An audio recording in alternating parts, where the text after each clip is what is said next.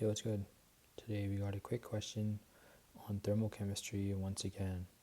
How exciting is that? I'm actually getting tired of this, bro. I'm so excited for the semester to be over. Got this final on the 22nd, I believe. Then, I have my English final, and holy, that is so cooked, bro. That's gone, bro. I don't know what to say, bro. But anyways, back onto thermochemistry on Chem 102. We got a question saying that we use the thermodynamic data on. Oh, I don't even know. But we need to just find out which direction the reaction will occur in for it to be spontaneous, with the partial pressures being 0.5 atm for all three reagents or reactants and products. So how do we go about this? Well, my initial instinct was to actually use the formula, this formula here. I'll just write it out.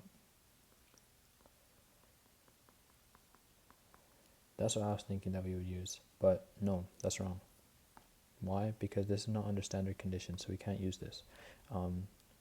Why is it not under standard conditions? Well, I'm pretty sure it's like 1 mole per liter or 1 atm for it to be standard conditions. And after a conversation with DeepSeek, that's why we can't use that formula. So the formula that we actually have to use is this one. Change in G. I'm getting at this off my formula sheet.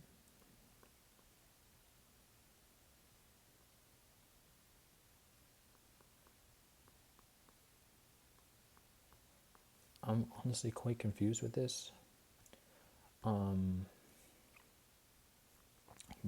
I guess that's what we have to do. I think it's just because the 0.5 atm is not like at the right conditions, so we have to find Q in order to finish this. Like the other one with the standard G, that uses K, but we're not at the equilibrium pressure yet, so that's why we have to find it out what Q is. Well, I'm so out of everything, bro. Everything hurts, bro. Like, what is going on? Okay, so first step. Okay, so we need to find Q. We already know this. We know this. And we don't know this. So we need to find change in G. Okay, so I guess we can just find change in G. Change in G. That is going to be equal to. Actually, I thought we would use this one as well, but I guess not.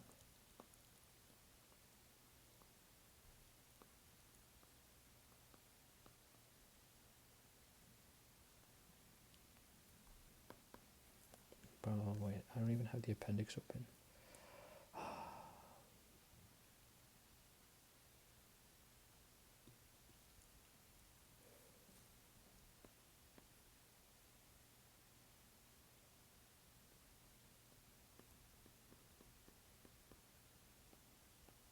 I think Cl2 and OH2 will be 0. Let me just make sure. Chlorine. Change in G, yes, 0.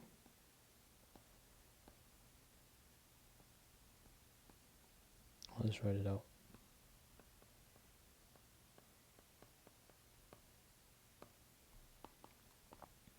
Substitute in the values. Where's HCl? A, B, C, D, E, F, G, H, I, J, K, L, M. Oh, wait, we're looking at chlorine, HCl gas. Change in J is negative 95.30.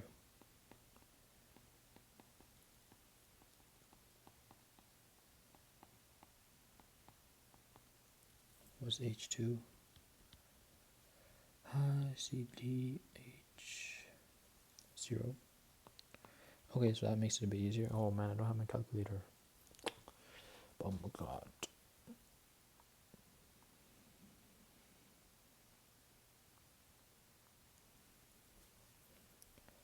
Negative 190.6 kilojoules.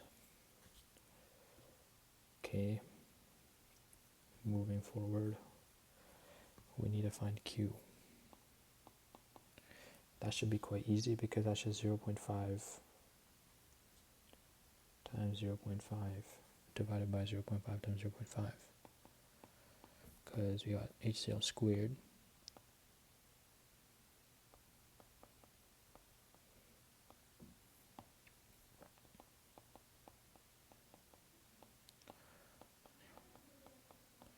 Okay, Okay, so this should just equal 1 because 0.5 squared is the same thing as 0.5 times 0.5, so that's equal to 1. Now we just have to substitute this into our equation. Whoa, is that a voice crack? I don't know. I need to go to bed, bro. Okay, so here we have negative 190.6 kilojoules plus R, which is 8.34 multiplied by T. You know, I'm just going to write this out. 8.314, I really don't know the units. Temperature is 298.15 Kelvin multiplied by ln of 1. This is going to be a bit tough to put into my calculator, my iPhone. 8.314 multiplied by 298.15 multiplied by ln 1. 0. Is that right? Yeah, that is. I should have known that. Negative 190.6 kilojoules. That cancels out. So this is a negative. So change in G is less than 0 when forward. Therefore, this should be spontaneous, yeah? Spontaneous? Yeah. Spontaneous in forward reaction. If change in G were greater than 0 per se, then we would say that it's non-spontaneous in the forward reaction, and therefore it would be spontaneous in the reverse reaction. But it's spontaneous in the forward reaction, so pretty good. That's the answer. I'll see you tomorrow.